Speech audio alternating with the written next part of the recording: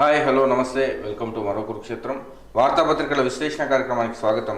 ఇవాళ వివిధ దినపత్రికల్లో వచ్చినటువంటి ప్రధాన వార్తాంశాలను ఒకసారి చూద్దాం. సో గత కొన్ని రోజులుగా నెలకొన్నటువంటి ఒక ఉత్కంఠకు నిన్న తెరపడింది.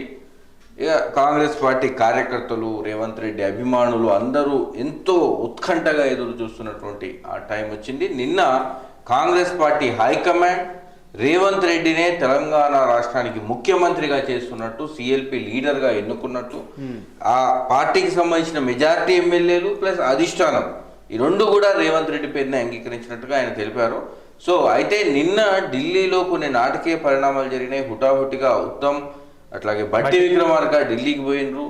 పొద్దున్న నుంచి సాయంత్రం వరకు వాళ్ళు కూడా తమ ప్రయత్నాలు చేస్తున్నారు. చివరి గంట ముఖ్యమంత్రి వరకు ఏదైనా అవకాశం ఉంటుందేమో అని ప్రయత్నాలు అయితే చేసుకున్నారు. డైరెక్ట్గా ఉత్తమ్ కుమార్ రెడ్డి మీడియా ముందుకు వచ్చి నేను పార్టీ మారలేదు, 7 సార్లు ఎమ్మెల్యే గెలిచిన, హైకమాండ్కి విధేయంగా ఉంటా, నేను కూడా అర్హుడనే అని చెప్పుకునే ప్రయత్నం చేశాం. సో అయినప్పటికీ రాహుల్ గాంధీ అయితే రేవంత్ రెడ్డి విషయంలో చాలా క్లియర్గా ఉన్నట్టు మనకు తెలిసింది. సో ఆయన రేవంత్ రెడ్డి పేరునే సూచించడం, పార్టీ హైకమాండ్ సోనియా గాంధీ కూడా రేవంత్ రెడ్డి ముఖ్యమంత్రి అయితేనే తెలంగాణ రాష్ట్రంలో కాంగ్రెస్ పార్టీ మరింత బలోపేతం అవుతుంది. ఎందుకంటే త్వరలో పార్లమెంట్ ఎలక్షన్స్ జరగబోతున్నాయి కాబట్టి ఇక్కడ విధేయత పేరుతో కొంచెం బలహీనమైనటువంటి వ్యక్తులను ఎవరినైనా పెడితే పార్టీ మీద దాని ఎఫెక్ట్ పడి మళ్ళీ విపక్షంగా ఉన్నటువంటి బీఆర్ఎస్ పుంజుకునే అవకాశం ఉంది అని ఆలోచించిందో తెలియదు అధిష్టానం. సో మొత్తానికైతే రేవంత్ రెడ్డిని నిన్న కాంగ్రెస్ హైకమాండ్ ముఖ్యమంత్రిగా అనౌన్స్ చేసింది. దీంతో ఇక ఆయన అభిమానులు సంబరాల్లో మునిగిపోయారు. సో ఇది ఆంధ్రజ్యోతిలో తీసుకున్నటువంటి వార్త. హై నాయక హైకమాండ్ ఆమోదం, రేపే ప్రమాణం. రేవంత్ పేరు ఖరారుపై ఖర్గే నివాసంలో కసరత్తు, ఆయన సమర్థుడు, అతడే సీఎం తేల్చి చెప్పిన రాహుల్. ఏఐసిసి కార్యాలయంలో మీడియా ముందు అధిష్టాన నిర్ణయాన్ని ప్రకటించిన కేసీ వేణుగోపాల్. 6 గ్యారంటీల అమలుకు ప్రభుత్వం కృషి చేస్తుందని వెల్లడి. ఉత్తమ్ కుమార్ రెడ్డి, భట్టి విక్రమార్క సమక్షంలోనే ప్రకటన. మంత్రివర్గ కూర్పు కోసం ఢిల్లీకి చేరుకున్న రేవంత్ రెడ్డి 7న ప్రమాణ స్వీకారంపై ముందే చెప్పిన ఆంధ్రజ్యోతి. హైదరాబాద్ ఎల్లా హోటల్ వద్ద కార్యకర్తల హల్చల్. సో ఇంకా మొత్తానికి ఇది నిన్న జరిగినటువంటి పరిణామాలు. రేవంత్ రెడ్డి పేరును ఉత్తమ్ కుమార్ రెడ్డి, భట్టి విక్రమార్క ఈ ఇద్దరు కాస్త కొంచెం అలిగినట్టుగా ఉంది. ఎందుకంటే రేవంత్ రెడ్డి కంటే మేము సీనియర్లో మాకెందుకు అవకాశం ఏమైనా అలిగినట్టుగా వీళ్ళు ఢిల్లీకి పోయినరు. వీళ్ళ ఇద్దరి సమక్షంలోనే రేవంత్ రెడ్డి పేరును కాంగ్రెస్ పార్టీ హైకమాండ్ అనౌన్స్ చేసింది. ఆయనే ముఖ్యమంత్రిగా ఉంటారని చెప్పింది. ఇక 7న ఆయన ఇక్కడ హైదరాబాద్లో ముందు నుంచి ప్రచార సభల్లో చెప్తున్నట్టుగానే తను ఎల్బీ స్టేడియంలో ప్రమాణ స్వీకారం చేస్తాను, 9న అంటూ ఆయన తరచూ చెప్తూ వచ్చిండు. ఇక ఆయన అనుకున్నట్టుగానే ఎల్బీ స్టేడియంలోనే రేవంత్ రెడ్డి మరి ముఖ్యమంత్రిగా ప్రమాణ స్వీకారం చేయబోతున్నారు. ఒక జెడ్పీటీసీగా పొలిటికల్ కెరీర్ను ప్రారంభించిన రేవంత్ రెడ్డి ఇక అత్యున్నత పదవి కాంగ్రెస్ పార్టీలో అంటే రాష్ట్రానికి సంబంధించి ఒక కీలకమైనటువంటి పదవి, ముఖ్యమంత్రి పదవిని అధిరోహించినటువంటి సందర్భం ఇది. మొత్తానికి అంటే యాక్చువల్లీ గెలిచిన తెల్లారే చేద్దాం అనుకున్నారు, కానీ అక్కడ భట్టి విక్రమార్క, ఉత్తమ్ కుమార్ రెడ్డి, శ్రీధర్ బాబు కొంచెం కీలక నేతలు అడ్డుపడటంతో 48 గంటల పాటు ఆ ఎమ్మెల్యేలు అందరినీ ఇంటికి పోకుండా అదే హోటల్లో ఉంచే పరిస్థితి. రేవంత్ రెడ్డి కూడా అందులో ఉన్నాడు. ఇక అక్కడి నుంచి ఢిల్లీకి ఆ రోజు హోటల్లో ఉన్నప్పుడే డిసైడ్ చేస్తారు. ఆ మీటింగ్ తర్వాత అంత పెద్దగా అవసరం లేదు, అందరూ రేవంత్ రెడ్డి అనుకున్నారు కదా ఎందుకంటే ఎన్నికల ముందు ఎలాంటి గొడవలు కాలేదు కాబట్టి అందరు కలిసికట్టుగా పనిచేసుకున్నారు కాబట్టి రేవంత్ నాయకత్వాన్ని వీళ్ళిద్దరు కూడా యాక్సెప్ట్ చేసి, వీళ్ళతో పాటు సీనియర్లు కూడా యాక్సెప్ట్ చేసి ఎన్నికల్లో పోయారు కాబట్టి పెద్దగా గెలిచిన తర్వాత సీఎంని ఎన్నుకోవడంలో ఏం గొడవలేం కాదు. కాంగ్రెస్ పార్టీ ఎన్నికల ముందు ఎట్లా పోయిందో తర్వాత కూడా అదే అవుతుంది అనుకున్నారు. కానీ ఆ తర్వాతనే విభిన్న పరిస్థితులు ఏర్పడి హోటల్లో సమావేశం ఏర్పాటు చేసిన తర్వాత డీకే శివకుమార్ వాళ్ళందరూ ఏకగ్రీవ తీర్మానం ఇచ్చినప్పటికీ కూడా పర్సనల్గా ఎమ్మెల్యే టు ఎమ్మెల్యే డిస్కస్ చేసినప్పుడు మాత్రం కొంచెం భిన్నాభిప్రాయాలు వ్యక్తమైనాయి. ఈ నేపథ్యంలోనే ఇక డీకే శివకుమార్ ఢిల్లీ పిలిపించుకున్నారు. ఢిల్లీ పిలిపించుకుని అక్కడ మాట్లాడారు. అక్కడ మాట్లాడిన తర్వాత మళ్ళీ ఇక్కడ వీళ్ళిద్దరు కూడా పిలిపించుకొని వీళ్ళిద్దరు అక్కడ సముదాయించినట్టుగా తెలుస్తుంది. అంటే వీళ్ళిద్దరితో మాట్లాడి వీళ్ళకి వేరే పోర్ట్ఫోలియోలు అప్పగించి వేరే బాధ్యతలు కూడా అప్పగిస్తాం, మీరు రేవంత్ రెడ్డికి ఇవ్వండి, ఎందుకంటే ఆల్రెడీ దూకుడుగా వెళ్తున్న వ్యక్తికే కంటిన్యూ చేస్తే మనకు రేపు పార్టీ కూడా భవిష్యత్తు ఉంటుంది. ఎలాగైతే బీజేపీలో దూసుకుపోతున్న బండి సంజయ్ని దింపిన తర్వాత బీజేపీ పరిస్థితి ఎలా మారిపోయింది కాబట్టి సౌమ్యని నిలబెట్టారు అక్కడ కిషన్ రెడ్డిని, అందువల్ల పార్టీ కిందికి వెళ్ళిపోయింది. సో అదే పరిస్థితిలో రేపు మన పార్టీ కూడా అదే పరిస్థితి జరుగుతుంది. కేసీఆర్ను దూకుడుగా ఏదో ఒక మాట అనేటట్టుగా ఉండాలి. ఆ తప్పో విషయం పక్క పెట్టినప్పటికీ కేసీఆర్ను ఒక మాట అంటే ఇంకో 2 మాటలు అనే వ్యక్తి ఇప్పుడు మన పార్టీకి అధ్యక్షుడిగా ఉండదు. అది రేవంత్ రెడ్డి వల్ల సాధ్యమైతే అనేది కాంగ్రెస్ పార్టీ భావించింది. ఆంధ్రజ్యోతి మార్క్ కథనం కూడా ఒకటి ఇచ్చిండ్రు. PCC chief to CM, YSR కు దక్కిన అవకాశం రేవంత్ కు, పిసిసి అధ్యక్షుడు సీఎం కావడం 3 దశాబ్దాల తర్వాత ఇప్పుడే. అంటే రేవంత్ రెడ్డి వైఎస్ రాజశేఖర రెడ్డి కంటే కూడా గొప్పోడు. ఆయన పిసిసి అధ్యక్షుడిగా ఉన్నప్పుడు ఆయన ముఖ్యమంత్రి కాలేకపోయాడు, కానీ రేవంత్ రెడ్డి ఎందుకంటే తెలంగాణ రాష్ట్రంలో కావచ్చు, ఉమ్మడి ఏపీలో కావచ్చు, వైఎస్ రాజశేఖర రెడ్డికి ఉన్నటువంటి అభిమానం, ఆ స్టామినా అనేది వేరు. సో ఇప్పుడు రేవంత్ రెడ్డిని తెర మీద తెచ్చి వైఎస్ఆర్ను కూడా తక్కువ చేసేటటువంటి ప్రయత్నం. అంటే కాంగ్రెస్ కార్యకర్తలకు మీకు వైఎస్ఆర్ కాదు, రేవంత్ రెడ్డే వైఎస్ రాజశేఖర రెడ్డి కంటే చాలా గొప్ప లీడర్ అని చూపించేటటువంటి ఆంధ్రజ్యోతి మార్క్ కథనం. దీన్ని మనం ఏ రకంగా అర్థం చేసుకోవాలో ఆ రకంగా అర్థం చేసుకోవచ్చు. ఇది నిన్న జరిగినటువంటి పత్రికల ప్రయాణం కూడా మనం ఇప్పటి నుంచి గమనిస్తుంటే క్లియర్గా తెలుస్తుంది. ఏ పత్రిక ఎటువైపు ప్రయాణం చేస్తుంటుంది, ఎవరి గురించి ఏం రాస్తున్న విషయాలు మనకు క్లియర్ కనబడుతుంది. సరే ఇవాళ సీఎం విషయం కాబట్టి ఇంత పెద్ద విషయం. రేపటి నుంచి ప్రభుత్వాన్ని మరి ప్రశ్నించాల్సిన పత్రికలు ఏం చేస్తాయి? ఇన్నాళ్ళు బీఆర్ఎస్ పార్టీ ప్రభుత్వం ఉన్నప్పుడు దానికి అనుకూలించిన పత్రికల మీద విమర్శలు చేసినటువంటి ఆంధ్రజ్యోతి రేపు కాంగ్రెస్ ప్రభుత్వంలో ప్రజలకు అన్యాయం చేయడం ప్రశ్నిస్తుందా లేదా అనేది ఇప్పుడు మనం ఆలోచించాలి. ఎందుకంటే ఇంతకాలం బీఆర్ఎస్ ప్రభుత్వం ముఖ్యంగా సిట్టింగ్ ఎమ్మెల్యేలు అహంకారంతో వ్యవహరించారు కొన్ని చోట్ల. దాన్ని ప్రభుత్వ నిర్ణయాలను ఎప్పటికప్పుడు తప్పుపడుతూ చేసింది. మరి రేపు కాంగ్రెస్ పార్టీ అధికారంలోకి రాబోతుంది ఇక, ఎందుకంటే ఇక్కడ రేవంత్ రెడ్డి ముఖ్యమంత్రి కాబోతున్నాడు కాబట్టి ఈ టైంలో ఆంధ్రజ్యోతి ఎట్లా వ్యవహరిస్తుంది అనేది కూడా చాలా కీలకం. వేరే వ్యక్తి అయితే అది వేరే విషయం, కానీ ఇక్కడ రేవంత్ రెడ్డి అవుతున్నాడు కాబట్టి మరి ఆంధ్రజ్యోతి విధానాలు ఎట్లుంటాయి అనేది మనం వేచి చూడాలి. ఇక రేవంత్ రెడ్డి సీఎంగా ఒకే పక్క అయిపోయింది. ఆ తర్వాత ఇక మంత్రుల పరిస్థితి 18 మందికి మంత్రులు ఇచ్చే అవకాశం ఉంటుంది కాబట్టి మరి 17 మందికి సీఎంతో కాకుండా 17 మందికి మరి ఎవరు జరుగుతుంది అనేది హమాత్యులు ఎవరు కాంగ్రెస్ వర్గాల్లో సాగుతున్న చర్చ. ఉండాల్సింది 17 మంది మంత్రులు, ఆశావాహులు మాత్రం పెద్ద సంఖ్యలో ఉన్నారు. అధిష్టానం వద్ద తేలనున్న లెక్క. కాంగ్రెస్ అధిష్టానం తెలంగాణ సీఎంగా రేవంత్ రెడ్డి పేరును ప్రకటించడంతో గత 2 రోజులుగా జరుగుతున్న ఆ చర్చకు తెరపడింది. రేవంత్ నాయకత్వంలో ఏర్పాటయ్యే మంత్రివర్గంలో ఎవరికి చోటు దక్కుతుంది, ఎవరు మంత్రులు అవుతారనే చర్చ పార్టీ వర్గాల్లో ప్రస్తుతం జోరుగా నడుస్తుంది. నిబంధన ప్రకారం 119 మంది ఎమ్మెల్యేలకు గాను 15% అంటే సీఎంతో పాటు 18 మందికి మంత్రిమండలిలో కూర్పు ఉంటుంది. కానీ ఆశావాహుల సంఖ్య మాత్రం భారీగా ఉంది. హైదరాబాద్ జిల్లా మినహా ఉమ్మడి జిల్లాలో ప్రతి జిల్లా నుంచి 2-3 ఎమ్మెల్యేలు అయినటువంటి వాళ్ళు మంత్రి పదవులను ఆశిస్తున్నారు. దీంతో సీఎం పదవి పోగా మిగిలిన 17 మందిని ఎవరు చెప్తున్నారనే విషయం. మొత్తానికి అమాత్యులు సీఎం పదవి పోతే అమాత్యులు అంటే మంత్రులు ఎవరైతారనే మీద భారీగా ఆశలు పెడుతున్నారు. కాంగ్రెస్ పార్టీ అధికారంలో వస్తుంది, భారీగా ఫండ్స్ ఇచ్చి మరీ ఎమ్మెల్యేని కొనుక్కున్నటువంటి వాళ్ళు చాలా మంది ఉన్నారు. వాళ్ళందరూ మంత్రి పదవులు ఎక్స్పెక్ట్ చేస్తున్నారు. ఇప్పుడు మనం లెక్క తీసుకున్నట్టయితే సీనియర్ నాయకులలోనే కోమటిరెడ్డి బ్రదర్స్ ఉన్నారు, ఉత్తమ్ కుమార్ రెడ్డి దంపతులు ఉన్నారు, బట్టి విక్రమార్క ఈయన ఉన్నాడు. వీళ్ళు తమ్ముడు కూడా పార్టీ కోసం పనిచేసి రేపు ఆయన కూడా ఎమ్మెల్సీ కోరుకుంటారు. వాళ్ళిద్దరు ఉన్నారు.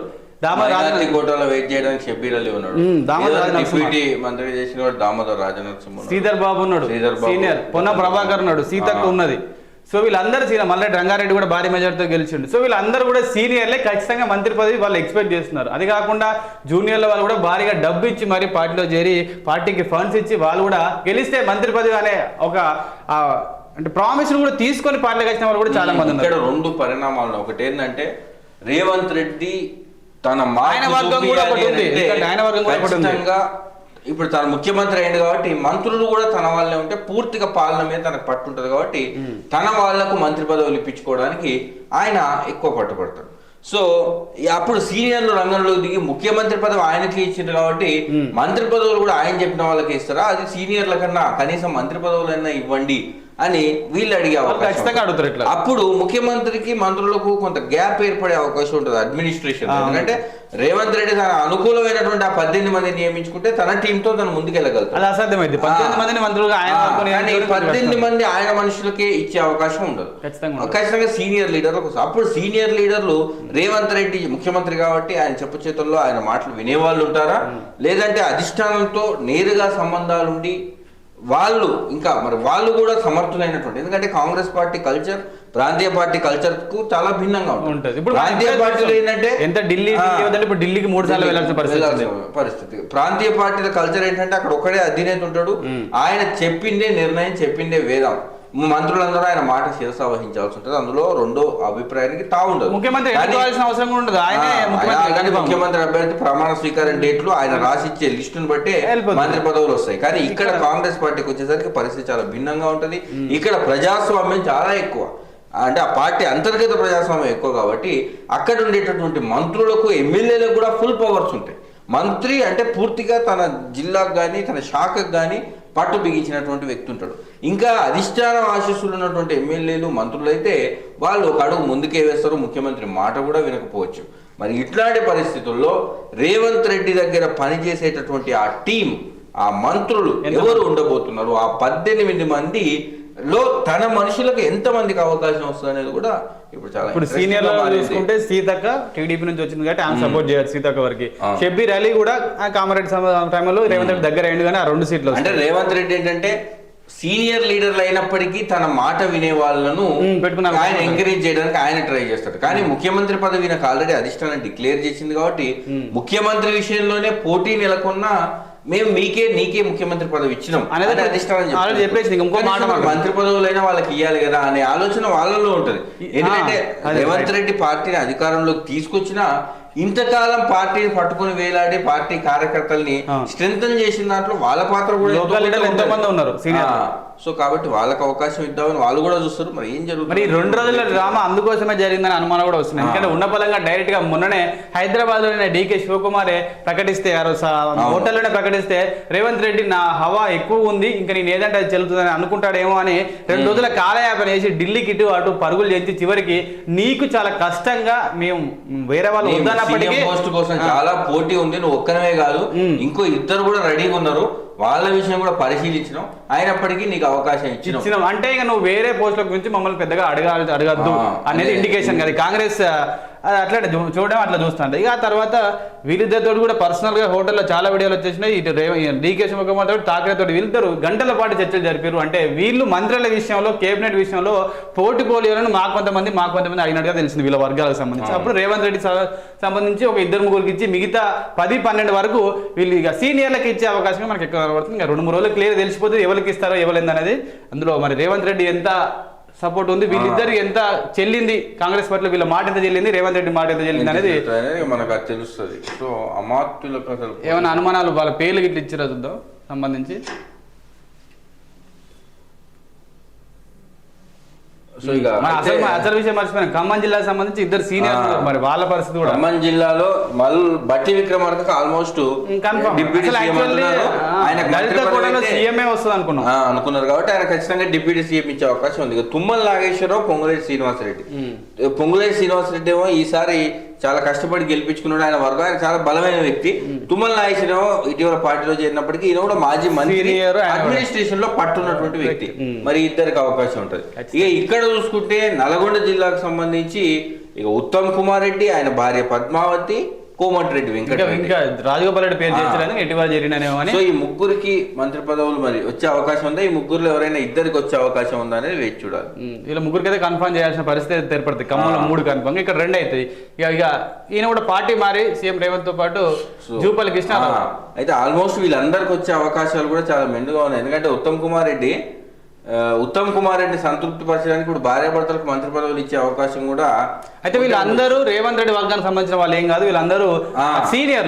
రేవంత్ రెడ్డి వర్గీయులు అని చెప్పదగిన వ్యక్తి మరి జూపల్లి కృష్ణారావు ఆయన తీసుకొచ్చింది కాబట్టి ఆయన కూడా రేవంత్ వర్గీయుడు. పోగులేటితో పాటుగా ఎక్కువ వీళ్ళిద్దరు కలిసి బయటకు వచ్చిన వ్యక్తులు. మరి సో ఇక్కడ అందరు వేరు వ్యక్తులు ఉన్నారు. మరి ఇందులో రేవంత్ సహకరించే వాళ్ళైతే సీనియర్లే ఎక్కువగా ఉన్నారు ఇలా పార్టీ సంబంధించి. సీతక్క కూడా వస్తుందని చెప్తున్నారు కాబట్టి ఆమె పేరు ఆమె అయితే ఖచ్చితంగా రేవంత్ రెడ్డి కొంచెం సపోర్ట్గా ఉంటే చేయబడుతుంది. ఇంకా ఇక్కడ ఉత్తర తెలంగాణ కరీంనగర్ నుంచే పొన్నం ప్రభాకర్, సీతారావు ఇద్దరు సీనియర్లే. పొన్నం ప్రభాకర్ ప్లేస్ మారి హుస్నాబాద్ లో గెలవడం అనేది, బీసీ కోటాలో నాకు డిప్యూటీ సీఎంఏ ఇవ్వాలని గట్టిగా అధిష్టానంలో ప్రపోజల్ పెట్టిండు కాబట్టి మరి తెలంగాణ ఉద్యమంలో కీలకంగా పనిచేసిన వ్యక్తి, ఆయనకు చాలా ఖచ్చితంగా అవకాశం ఉంటుంది. శ్రీధర్ బాబు పార్టీకి స్పీకర్ ఇస్తారేమో అని చెప్తే నేను ఖాళీగానే ఉంటా కానీ నాకు స్పీకర్ వద్దని చెప్పి ఆయన కూడా సీఎం రేస్ లో ఉన్నాడని, ఆయన బీసీసీఎం కూడా ఆయన మొదటి స్థానంలో ఉండడాని ఆయన ఆశపడ్డాడు. సో అందరూ సీఎంలకు ఆశపడ్డారు. ఇప్పుడు కనీసం మంచి మంత్రి పదవి కన్నా ఇప్పుడు ఆశపడే అవకాశం ఉంటుంది. వీళ్ళే కాకుండా కొందరు వాళ్ళ ఎమ్మెల్యేలుగా పోటీ చేసిన వదులుకున్న వాళ్ళు కూడా కొంతమంది ఉన్నారు. వంశీచంద్ర రెడ్డి కావచ్చు, లేకుంటే మల్లు రవి కూడా ఈసారి ఎమ్మెల్యేగా పోటీ చేయలేదు, ఆయన కూడా రేస్ లో ఉన్నాడు. మాజీ మంత్రి సుదర్శన్ రెడ్డి కూడా ఆయన ఎమ్మెల్యే గెలిచింది ఈసారి. మరి ఆయనకు కూడా ఎందుకంటే మాజీ మంత్రులు ఎవరైతే ఉన్నారో వాళ్ళకి ఇప్పుడు కాంగ్రెస్ ఎమ్మెల్యే టికెట్ ఇవ్వకపోయినా రేవంత్ రెడ్డి ఎంబడే ఉన్నా కాబట్టి వీళ్ళిద్దరు రేవంత్ రెడ్డి ఇప్పించుకోవాల్సిన పరిస్థితి. వంశీచంద్ర రెడ్డికును అద్దంకి దయాకర్, వంశీచంద్ర రెడ్డి డైరెక్ట్ గా సీల్ కవర్ నుంచి కూడా అవకాశం వచ్చేస్తుంది ఆయన, ఎందుకంటే హైకమాండ్ దగ్గర చాలా దగ్గర వ్యక్తి కాబట్టి. మరి కొండా సురేఖ కూడా ఆమె కూడా ఎక్స్పెక్ట్ చేస్తుంది మహిళా కోటాలో మినిమం ఎంతమందికి ఇస్తారనేది కూడా ఇప్పుడు కాంగ్రెస్ పార్టీ చెప్పుకోవాల్సిన పరిస్థితి. అందులో జూపల్లి కృష్ణారావు మహబూబ్ నగర్ జిల్లా నుంచి సీనియర్ ముఖ్యమంత్రి ఎట్లా రేవంత్ వచ్చింది కాబట్టి మిగిలిపోయినటువంటి సీనియర్ లీడర్ ఒకరు ఉన్నారు, ఆయనే జూపల్లి కృష్ణారావు. ఆయన వెలమ సామాజిక వర్గం కావచ్చు, ఆ కోటాలో రావచ్చు. మహబూబ్ నగర్ జిల్లా నుంచి మిగిలినటువంటి ఏకైక లీడర్ కావచ్చు, ఆ కోటాలో కూడా రావచ్చు. మరి ఇక్కడ జగ్గారెడ్డి పరిస్థితి అనేది చూడాల్సిన అవసరం, ఎందుకంటే ఆయన ఎమ్మెల్యే గెలిస్తే ఖచ్చితంగా నిన్నటి గొడవలు ఆయన మొదటి స్థానంలో ఉండేటాడు సీఎం ఆయనకి ఎట్లిస్తాడు. కానీ ఆయన గొడవ ఓడిపోవడం అనేది అక్కడ జగ్గారెడ్డికి మైనస్ అయింది. మరి జగ్గారెడ్డి ఓడిపోయినప్పుడు కూడా ఆయనకు ఎమ్మెల్సీ ఇచ్చి ఆయనను, ఎందుకంటే సంగారెడ్డిలో ఆల్రెడీ పార్టీ ఓడిపోయింది, మెదక్లో అసలు కాంగ్రెస్ పార్టీకి నామరూపాలు లేకుండా బీఆర్ఎస్ ఎక్కువ స్థానాలు. జగ్గారెడ్డి పొదే వీరిద్దరికి మంత్రి పదవులు ఇస్తామని గెలిస్తే అనుకున్నారు, వీరిద్దరు ఓడిపోయారు అనూహ్యంగా. మరి జగ్గారెడ్డికి ఏదైనా ఇతర ప్రణాళిక సంఘం ఉపాధ్యక్షులు లాంటి పదవి ఎమ్మెల్సీ ఖచ్చితంగా ఇవ్వాల్సి ఉంటుంది, ఎందుకంటే లేకుంటే మెదకులో ఆయనతో కూడా కాంగ్రెస్ పార్టీ తుడిచిపెట్టుకునే పరిస్థితి ఏర్పడుతుంది. ఇది ఇంతమంది ట్రై చేస్తున్నారు, ఇంకా బయటికి రాని వాళ్ళు అనూహ్యంగా వచ్చే వాళ్ళు కూడా 2-3 మనకు కనబడతా ఉంటారు. ఎందుకంటే అలిగిన వాళ్ళు చాలా మంది ఉంటారు. మరి అలిగిన వాళ్ళని కప్పిపుచ్చడానికి ఇంకా వీళ్ళని కాక 3, 3, 6, 9, 10, 11 మంది ఇక్కడ మనకు కనబడుతున్నారు.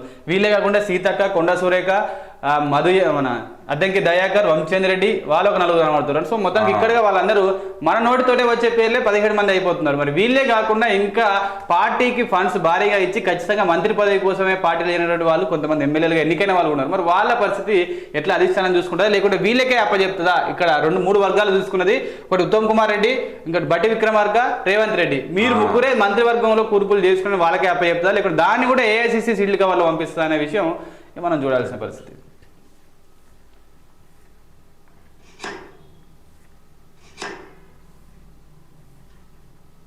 ఇక సీఎంగా ప్రమాణ స్వీకారం రేపే కాబట్టి దాని దగ్గర ఏర్పాట్లు చేయండి అని అన్ని శాఖలు సమన్వయంతో పనిచేయాలి. ఉన్నతాధికారులకు సీఎస్ శాంతికుమారి ఆదేశాలు.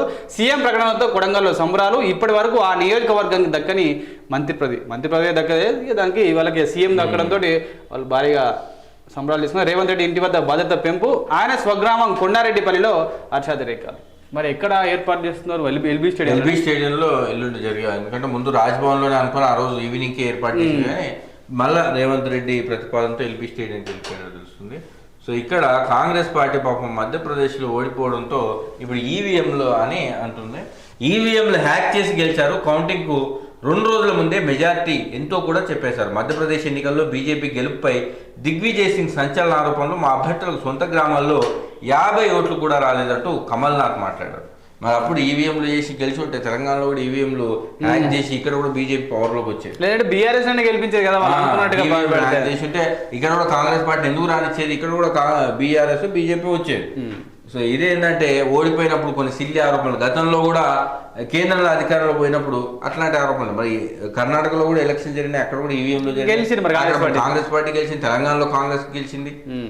సో ఏం లేదు, మొత్తానికి వాళ్ళు అనుకున్నది 4 రాష్ట్రాల్లో భారత్ జోడో యాత్ర తర్వాత అన్ని రాష్ట్రాల్లో కాంగ్రెస్ పుంజుకుంటుంది అనుకున్నప్పటికీ కూడా ఒక తెలంగాణ తప్ప మిగతా 3 రాష్ట్రాలు భారీగా ఓడిపోవడం అనేది కాంగ్రెస్ కు మింగుడు పడడం లేదు. మరి ఎందుకంటే నెక్స్ట్ లోక్సభ ఎన్నికలు కాబట్టి ఆ ఇంపాక్ట్ ఖచ్చితంగా వీటి ఇంపాక్ట్ వాటి మీద చూపుతుంది. మళ్ళీ అధికారం కేంద్రంలో రాలేమో అన్న భయం అయితే కాంగ్రెస్ నేతల్లో మనకు క్లియర్ కనబడుతుంది. సో ఇక కేసీఆర్ ఈయన పేరు కామారెడ్డి ప్రజలు ఇచ్చినటువంటి వినూత్న తీర్పు దేశవ్యాప్తంగా చర్చనీయాంశమైంది. అసలు కేవీఆర్ కి ఎందుకంత క్రేజ్ ఉంది? కామారెడ్డి నియోజకవర్గంలో ముఖ్యమంత్రి కేసీఆర్ అనే ఒక మహానేత దిగితే ఆయనను ఢీకొట్టడం, రేవంత్ రెడ్డి ఢీకొట్టడం ఎట్లా సాధ్యమైంది? అసలు కేవీఆర్ విజయ రహస్యం ఏంటి అనేది ఒకసారి చూద్దాం. కేవీఆర్ విజయ రహస్యం సొంత మేనిఫెస్టో. 150 కోట్లతో కామారెడ్డిని అభివృద్ధి చేస్తానని ప్రకటన. సొంత నిధులతో ఆసుపత్రులు, స్కూళ్ళు కడతానని హామీ. అంతకుముందే నియోజకవర్గంలో ప్రజలతో మమేకం, రైతులతో కలిసి ఉద్యమాలు, మహిళల కోసం పోరాటం, అనేక గ్రామాల్లో ఆలయాల అభివృద్ధికి సొంత నిధులు. కాటిపల్లి వెంకటరమణారెడ్డి విజయం వెనక కఠోర శ్రమ. ఆస్తులు అమ్మైనా మేనిఫెస్టోను అమలు చేస్తానన్న కేవీఆర్. అయితే కేవీఆర్ అంత క్రేజ్ ఎందుకంటే వేరే పార్టీకి సంబంధించినటువంటి అభ్యర్థులు కేసీఆర్ కావచ్చు, రేవంత్ రెడ్డి కావచ్చు, మేము ముఖ్యమంత్రులు అవుతాం అప్పుడు మీకు అభివృద్ధి చేస్తామని చెప్పారు. మేము ముఖ్యమంత్రి అయితే ఖచ్చితంగా నిధులు తీసుకొస్తామని చెప్పారు. కానీ కేవీఆర్ మాత్రం అలా కాకుండా తన సొంత నిధులతో 150 కోట్ల రూపాయలు ఖర్చు పెట్టి నేను ఈ నియోజకవర్గాన్ని అభివృద్ధి చేస్తానని చెప్పిండు. అది ప్రజల్లోకి బలంగా వెళ్ళింది. అందుకనే ఆయనకు అంత క్రేజు ఆ నియోజకవర్గంలో వచ్చింది అనేది. ఎందుకంటే గవర్నమెంట్ వేరే ఇస్తుంది, ఈయన బీజేపీ సంబంధించి బీజేపీ గవర్నమెంట్ రాకున్నా కూడా వాళ్ళు ఫండ్స్ రిలీజ్ చేయకుండా నేనే 150 కోటితో రిలీజ్ చేశాను. అంత ముందు కూడా గ్రామాల్లో ఆయన పట్టు పెంచుకున్నాడు, మహిళల కోసం పోరాడిండు, సొంత ఖర్చుతో ఆలయాల అభివృద్ధి కూడా చేసింది. కాబట్టి ఇంకోటి అది కాకుండా సెటిలర్స్ అనే విషయాన్ని కూడా జనాలకు బాగా తీసుకెళ్ళింది. వాళ్ళిద్దరు వచ్చినా గెలిచినా ఓడినా ఇక్కడ ఉండరు, రాజీనామా నేను లోకల్ వాళ్ళ నాన్ లోకల్ అనేది చంటిగాడు లోకల్ అని చెప్తుంటే నేను లోకల్లో ఉంటా మీకు ఎప్పుడు అందుబాటులో ఉంటా అని చెప్పడం అక్కడ ప్రజలకు బాగా కనెక్ట్ అయిపోయినా. గెలిచినా ఓడిపోయినా కూడా నేను అభివృద్ధి మాత్రం నా డబ్బులతో చేయిస్తాను కూడా ఆయన జనాలకు బాగా తీసుకెళ్ళండి. అది మెయిన్గా ఆయన గెలవడానికి కారణం అదొక సెటిలర్ ఒక అంశం అయితే, ఆయన అభివృద్ధి సొంతంగా చేస్తారు ఆ నిధులతో ప్రభుత్వం ఇచ్చినా ఇవ్వకున్నా అనే ప్రామిసులు ఆయన అయితే విజయ తీరాలో తెలిసింది. అదొక గొప్పది. వర్షాలకు సంబంధించి మనం చూస్తున్న నీరు దక్షిణ భారతదేశంలో భారీగా నిచాంగ్ తుఫాన్ పరిస్థితి అత్యంత దారుణంగా ఉంది. ఇక మహారాష్ట్రలో కూడా నిన్న వర్షం వల్ల భారీగా నష్టాలు కూడా జరిగింది. నేడు రాష్ట్రంలో భారీ వర్షాలు 16 జిల్లాలకు ఎల్లో అలర్ట్. ఉమ్మడి ఖమ్మం జిల్లాలో కుండపోత, వరి, పత్తి, మిర్చి, వేరుశనగ పంటలకు నష్టం. అశ్వరాపేటలో అత్యధికంగా 133 మిల్లీమీటర్ల వర్షపాతం. కలెక్టర్లు అప్రమత్తంగా ఉండాలంటూ సీఎస్. ఖమ్మం జిల్లాలో గోడకూలి భార్యాభర్తల మృతి. అప్రమత్తంగా ఉండండి అధికారులకు రేవంత్ రెడ్డి సూచన. ఇంకా సీఎంగా ప్రమాణ స్వీకారం చేయనప్పటికీ కూడా ఇక ఇది ఎవరైనా చెప్పాల్సిన విషయం. మొత్తానికి వర్షాల నేపథ్యంలో అందరు అధికారులు అప్రమత్తంగా ఉండి ప్రజల్ని మంచి ప్రాంతాలకు తరలించాలంటూ కాబోయే సీఎం చెప్పినటువంటి విషయం. ఇక చెన్నైని వీడని వరద, జనజీవన అస్తవ్యస్తం. పునరావాస శిబిరాల్లో బాధితులను ప్రారంభించిన సీఎం స్టాలిన్. చెన్నైలో అయితే దారుణంగా వర్షాలు పడుతున్నాయి. ఎయిర్పోర్ట్, రైలు అన్ని సేవలు ఆగిపోయినాయి, కరెంట్ కూడా లేని పరిస్థితి ఏర్పడుతుంది. ఈ సినీ సెలబ్రిటీలు కూడా వీడియోలు పోస్ట్ చేస్తే వాళ్ళని సేవ్ చేయాల్సిన పరిస్థితి కూడా చెన్నైలో అంత దారుణంగా ఏర్పడ్డది. ఇక ఏపీలో కూడా చెన్నై తర్వాత ఏపీలో అత్యధికంగా వర్షపాతం నమోదవుతుంది. ఏపీలో మిచ్చం విధ్వంసం సృష్టించింది. చిగురుటాకులా వణికిన కోస్తా జిల్లాలు. అన్నవరం ఘాట్లో కూలిన రక్షణ కూడా. అన్నమయ్య జిల్లాలో చెట్టుకొమ్మ విరిగిపడి కానిస్టేబుల్ మృతి. తిరుపతి వద్ద వరదలో బాలుడి గల్లంతు. బాపట్ల వద్ద తీరం దాటిన తుఫాన్. ఇది ఆ 2 రాష్ట్రాలతో పాటు మన రాష్ట్రంలో కూడా వర్షం వల్ల నష్టాలు జరిగింది, పంట నష్టం భారీగా జరిగినటువంటి వారు. సో మరి ఇండియా కూటమిలో ఒక రకమైన గందరగోళం నెలకొన్న పరిస్థితి ఉంది. ఇండియా కూటమి భేటీ వాయిదా, నేటి సమావేశానికి రాలేమని చెప్పిన కూటమి పార్టీలు 5 రాష్ట్రాల ఫలితాల తర్వాత మారిన సీన్. కాంగ్రెస్ పై గురుగా ఉన్న భాగస్వాములు, సమాచారమే లేదన్న మమతా బెనర్జీ, తుఫాన్తో కదలలేనన్న స్టాలిన్. 2 వారాల్లో అందరికీ కుదిరిన రోజున సమావేశం నిర్వహిద్దామన్న కాంగ్రెస్, 17న సమావేశం అవుదామంటూ ఆర్జేడీ. ఎప్పుడైతే ఇండియా కూటమిలో ఒక విచ్ఛిన్నకర పరిస్థితి, ఎందుకంటే కాంగ్రెస్ పార్టీ ఒకవేళ బలం ఉంటే మేము కూడా తోడవుతామని వాళ్ళు ముందుకు వచ్చేటోళ్ళు. కానీ ఇటీవల జరిగిన ఎన్నికల్లో 3 రాష్ట్రాల్లో ఘోర పరాజయం పాలవడంతో ఇక ఆ పార్టీలో కూడా ఇంట్రెస్ట్ పోయినట్టుంది. రెండోది మమతా బెనర్జీ ఇటీవల కొంతకాలంగా తీవ్ర ఆరోపణలు చేస్తున్నారు. ఈ 3 రాష్ట్రాల్లో కాంగ్రెస్ పార్టీ ఇండిపెండెంట్ గా వెళ్ళడానికి ప్రయత్నం చేసింది తప్ప మా సపోర్ట్ తీసుకోవడానికి కానీ మాతో సహకరించి కానీ ముందుకెళ్ళలేదు. ఇండియా కూటమిలో ఉన్న పార్టీలతో సహకరించలేదు, అందుకని ఆ పార్టీ ఘోర పరాజయం పాలైందని మమతా బెనర్జీ విమర్శించారు. సో అందులో భాగంగానే ఇక ఇవాళ ఒక మీటింగ్ పెడదామని అనుకుంటే ఆ మీటింగ్ ఎవరు రాలేవని చెప్పినట్టే. దాన్ని బట్టి ఏంటంటే ఇండియా కూటమిలో ఉన్నటువంటి మిగిలిన పార్టీలకి ఆ విషయం అంటే ఇండియా కూటమి పట్ల పెద్దగా నమ్మకం అపనమ్మకం వస్తుంది. ఎందుకంటే పార్టీ ఓడిపోతుంటే గెలిపొందుంటేనేమో ఆ ఊపు ఉండేది, ఓడిపోతుంది కాబట్టి అపనమ్మకం వస్తుంది. మరి ఏం జరగబోతుందని కాంగ్రెస్ ఏం ఎక్స్పెక్ట్ చేసింది? జోడయాత్ర వల్ల ఖచ్చితంగా కాంగ్రెస్ కు భారీగా ఊపు వచ్చింది. మిగతా పార్టీలు ఉన్నా లేకున్నా కూడా ఈ 3 రాష్ట్రాలకు గెలిస్తే ఆటోమేటిక్ గా వాళ్ళు మా వాళ్ళ తోక పార్టీలుగా మా ఎన్నుకుంచుకొని మేమే అసలైన పార్టీగా ముందుకు చెప్పుకోవచ్చు అనేది భావించారు. ఆ పార్టీ భావించింది. కానీ మొదటిగా మోసం వచ్చి ఇప్పుడు ఆ 3 రాష్ట్రాల్లో ఫలితాలు తేడా కొట్టడంతో మరి తెలంగాణ మీద ఫోకస్ పెడితే ఆ 3 రాష్ట్రాలు ఓడిపోయిన పరిస్థితి. ఇప్పుడు వీళ్ళు కాంగ్రెస్ ఖచ్చితమైన అవసరం ఇప్పుడు వాళ్ళంటే కాంగ్రెస్ పడాల్సిన పరిస్థితి. ఎందుకంటే లేకపోతే బీజేపీ మళ్ళీ భారీ మెజారిటీతో దేశంలో అధికారంలో వచ్చే ఛాన్స్ మనకు కనబడుతుంది. ఈ అన్ని పత్రికల్లో మాక్సిమం గా సంబంధించిందే ఉంటుంది. సీఎం రేవంత్ నాటకీయ పరిణామాల మధ్య 2 రోజుల తర్వాత అయితే నిన్న బట్టి విక్రమార్క మరి ఈయన ఉత్తమ్ కుమార్ రెడ్డి ఢిల్లీకి పోయి మా ముఖ్యమంత్రి పదవి విషయంలో చాలా పట్టుబట్టిండ్రు. కాబట్టి అసలు వాళ్ళని హైకమాండ్ ఎట్లా కన్విన్స్ చేసింది అనే విషయంలో తీసుకున్నటువంటి స్టోరీ ఇది. డిప్యూటీ సీఎం ప్లస్ పిసిసి బట్టికి Congress high command offer. PCC chief పదవిని ఆయన వద్దంటే పొన్నంకి అవకాశం, మంత్రి పదవితో పాటు బోనస్ గా ఇచ్చే ఛాన్స్. మధు యాష్కి, మహేష్ కుమార్, జీవన్ రెడ్డి, షబ్బీర్, మల్లు రవి పేర్లు కూడా గెలిచిన క్యాండిడేట్ లేరు సంబంధించి, అయినా కూడా వాళ్ళకి పదవులు ఇవ్వాలని చెప్తున్నారు. అయితే మరి భట్టు విక్రమార్క గట్టిగా పట్టుబట్టిండు. అసలు ఆయన విషయంలో ఫస్ట్ పేచీ ఎక్కడ వచ్చిందంటే సీఎంగా రేవంత్ రెడ్డి, డిప్యూటీ సీఎంగా బట్టి విక్రమార్క, అట్లాగే సీతక్క ఇద్దరి పేర్లను ముందు తెర మీద ముగ్గురు డిప్యూటీ సీఎం ఇది రేవంత్ రెడ్డి ప్రతిపాదన. సో ఈ ప్రతిపాదనను మల్లు బట్టి విక్రమార్క తీవ్రంగా వ్యతిరేకించాడు. నాకు ఇస్తే సింగిల్ గా డిప్యూటీ సీఎం ఇవ్వాలి, లేదంటే ముఖ్యమంత్రి పదవి నాకు ఇవ్వండి, అంతే తప్ప నాకు ఇంకో ఇద్దరిని తోకలుగా పెట్టి ఇస్తే నాకు అసలు ప్రాధాన్యత ఉంటుంది. నాకు ఒక కీలక శాఖ ఇవ్వడంతో పాటు స్వతంత్రంగా వ్యవహరించే అవకాశం కల్పించాలి. నేను ఒక్కరినే డిప్యూటీ సీఎంగా ఉండేటట్టయితే ఒప్పుకుంటానని ఆయన గట్టిగా పట్టుబట్టింది. దీంతో ఇక కాంగ్రెస్ అధిష్టానం ఆయన ఢిల్లీకి పిలిపించి ఆయన బుజ్జగించి చివరికి రేవంత్ రెడ్డి ముఖ్యమంత్రి చేయాలి. కాబట్టి ఈయనకు 2 ఆఫర్లు ఏంటంటే డిప్యూటీ సీఎం ఇస్తారు, దాంతో పాటు పిసిసి అధ్యక్ష పదవి కూడా ఈయనకే ఇస్తారని. లేదు ఈయన వద్దు అని అంటే ఆ పదవి పొన్నం ప్రభాకర్ కి పిసిసి చీఫ్ అనే పదవి ఇస్తారు. అంటే కాంగ్రెస్ పార్టీ అధికారంలో ఉన్నప్పుడు ముఖ్యమంత్రిగా వేరే వాళ్ళు ఉన్నప్పుడు పిసిసి అధ్యక్ష పదవికి పెద్దగా ప్రాధాన్యం ఉండదు. అధికారంలో ఉంది కాబట్టి సీఎంఏ గొప్ప అవుతుంది, పిసిసి చీఫ్ అని అధికారంలో లేనప్పుడు అది ఇంపార్టెంట్ అయింది. సో ఇక మధు యాష్కి, మహేష్ కుమార్, జీవన్ రెడ్డి, షబ్బీర్, మల్లు రవి ఇవి చాలా కొత్త పేరు. ఎందుకంటే మధు యాష్కి కూడా ఎల్బీఆర్ నుంచి ఓడిపోయిండు, అయినప్పటికీ కాంగ్రెస్ పార్టీకి అధిష్టానానికి చాలా దగ్గర వ్యక్తి కాబట్టి ఇక ఆయనకు కూడా మంత్రివర్గంలో ఛాన్స్ ఇచ్చి మరి ఆయన ఎమ్మెల్సీగా గెలిపించుకునే అవకాశం ఉంది. జీవన్ రెడ్డి నిజానికి సీఎం రేస్ లో ఉన్నటువంటి వ్యక్తి, జగిత్యాల నుంచి పోటీ చేస్తే ఖచ్చితంగా ఆయన మరి మంత్రి పదవి అయితే వచ్చేది. సో ఇప్పుడు ఓడిపోయింది కాబట్టి ఆయన కూడా సీనియర్ కాబట్టి ఆయన ఆల్రెడీ ఎమ్మెల్సీగా ఉన్నాడు కాబట్టి మళ్ళీ అదే స్థానానికి మళ్ళీ పోటీ చేపిస్తారు. సో ఖచ్చితంగా ఆయనకు మరి మంత్రి మండలిలో తీసుకునే అవకాశం ఉంది. మహేష్ కుమార్ కూడా ఇటీవల చాలా తెర మీదకి వస్తున్న పేరు కాబట్టి ఈయనకు. ఇక మల్లు రవి రేవంత్ రెడ్డికి అనుచరుడుగా ఆయన కాంగ్రెస్ పార్టీ సీనియర్ లీడర్ అయినప్పటికీ అధిష్టాన నిర్ణయాన్ని గౌరవించి రేవంత్ రెడ్డి పిసిసి చీఫ్ చేసినప్పటికీ ఆయనకు వెన్నుదండగా నిలబడ్డాడు.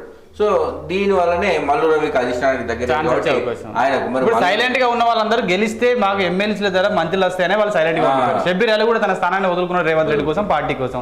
ఆయన ప్లేస్ మారడమే ఆయన కొంచెం ఓటమి గల కారణం. ఎందుకంటే సొంత నియోజకవర్గాన్ని కామారెడ్డి వదులుకొని నిజామాబాద్కి వెళ్ళడంతో ఆయన ఓటమి పాలని ఇక్కడ రేవంత్ రెడ్డి కూడా ఓటమి పాలడానికి కారణం. సో ఆ నేపథ్యంలో ఆయన కూడా ఇక్కడ కాంగ్రెస్ వాళ్ళే మంత్రిమండలిలో ఇక్కడ ఎవరికి పదవులు వస్తాయని వస్తుంటే మధ్యలో సిపిఐ కూడా ఇన్వాల్వ్ అయింది, మాకు కూడా ఒక మంత్రి పదవి ఇవ్వాలని తెలుస్తుంది. ఎందుకంటే కాంగ్రెస్ పార్టీకి బోటాబోటి మెజార్టీ ఉంది కాబట్టి మా ఒకే ఎమ్మెల్యే కూడా మీకు అవసరమే కదా, మాకు కూడా ఇవ్వండి అనే భావన వాళ్ళది. మరి ఏం జరుగుతుంది? జనరల్ గా అయితే కమ్యూనిస్ట్ పార్టీలు ఎప్పుడు కూడా ప్రభుత్వంలో చేరవు, సహజంగా మామూలుగా అయితే ప్రభుత్వంలో చేరవు, వాటికి సపోర్ట్ చేస్తే అంతే తప్ప ప్రభుత్వంలో చేరవు. మరి సిపిఐకి ఈ ఆసక్తి ఎందుకు కలిగిందని ఇక పైన వాళ్ళే కలుస్తారు, మేమెంత అనుకున్నారు ఇండియా కూటమిలో వాళ్ళు కలిసారు కదా మాది అన్నాడు వీళ్ళకు. నిన్న పోయి అందరూ నేతలు అయితే పోయి ఎల్లా హోటల్లో రేవంత్ రెడ్డి కూడా గెలిచిన పరిస్థితి జరిగింది.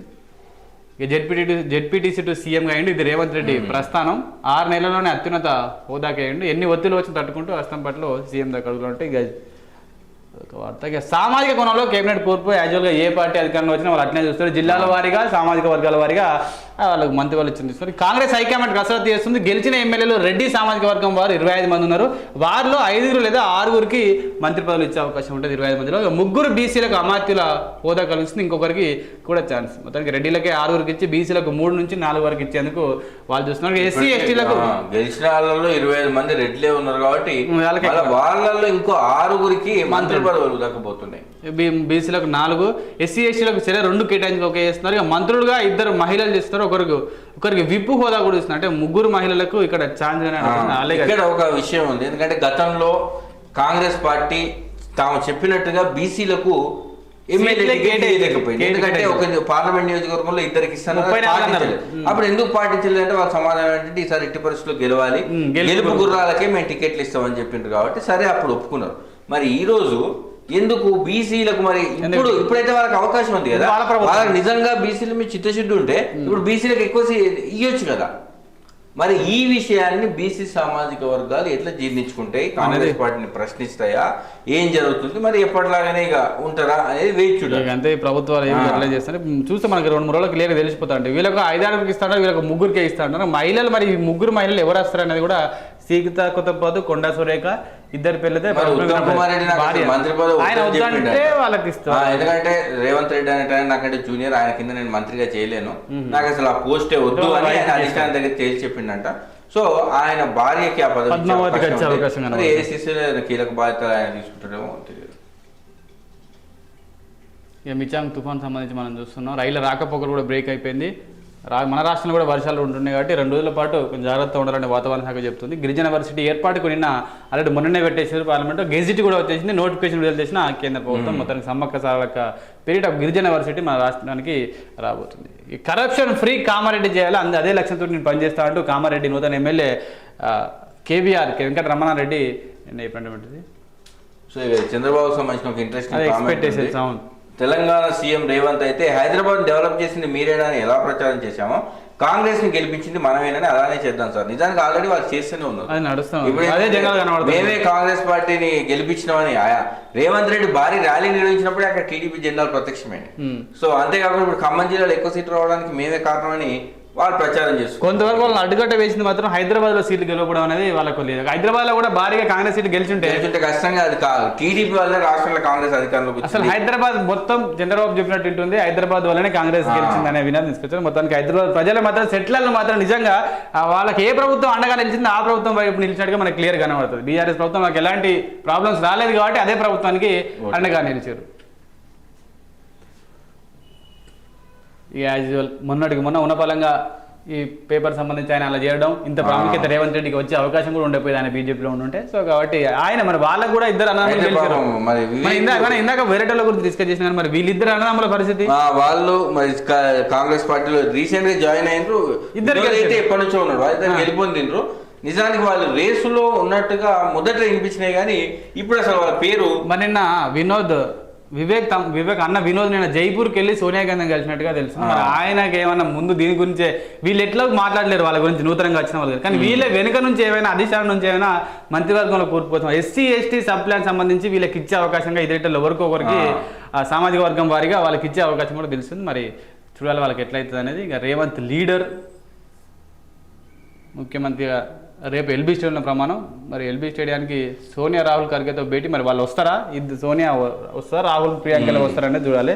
ఇద్దరు డిప్యూటీ సీఎంగా ఎన్నుకుని మరి ఇక్కడ మళ్ళీ వస్తుంది. ఇద్దరు డిప్యూటీ సీఎంలు అంటే ఖచ్చితంగా మరి డిప్యూటీ దాంట్లో బట్టి విక్రమకు ఉండకపోవచ్చు. మనకి ఆయన ఒక సింగిల్ డిప్యూటీ కావాలని కోరుకుంటాడు. మరి ఇక్కడేమో ఇద్దరు డిప్యూటీలు అంటున్నారు. 12 మంది చీఫ్ ఇస్తే ఇద్దరు డిప్యూటీలుగా వేరే వాళ్ళని పెడతారు. మరి ఈయన కానీ వేరే పోటీ ఏమని ఇస్తారా? ఇండిపెండెంట్ నిన్న అయితే బట్టి విక్రమార్క నాకైతే ఇద్దరు ఉంటే నాకు ఆ పోస్ట్ వద్దని చెప్పేసి మరి తేల్చి చెప్పినట్టుగా తెలుస్తుంది.